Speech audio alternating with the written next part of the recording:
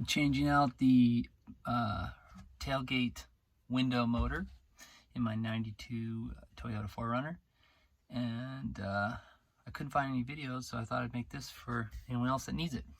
Okay, I'll flip the camera around. After removing the panel and the metal plate, there was also a moisture barrier that I removed here. The motor is right here. This is the motor. It comes up here, and the screws are on the back side of it. So you're gonna need a number 8 size wrench or ratchet, and I'm gonna unscrew it from the back.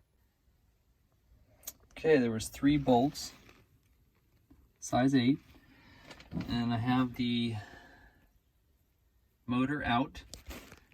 The new one's gonna go in like this.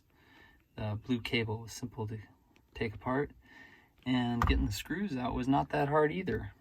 I used a ratchet for the bottom 2, and then I could only reach, there wasn't enough room back there for the ratchet, so I used the just this for the top one, which you had to get back at it like this, but you could see the top one from here. Now for the new one, I got this at AutoZone.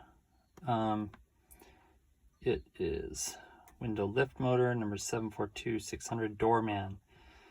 So I'm gonna put that one in. It comes with 2 different kinds of, or 3 different choice on the cables. I'm gonna match it up so that it matches the original. Just need one. Okay, a couple notes on the install. The real key was to get the threads matched up. And I've already put everything back together. I just want to roll it down. Look at that, love it. So I plugged in the new motor, kept it before we had it screwed in, and had to rotate the teeth. So eventually the teeth will mesh. That was the real trick to it. That, and then one other note is putting the first screw in the bottom hole, then trying to line up the other 2 holes. That worked for me. Best of luck to you.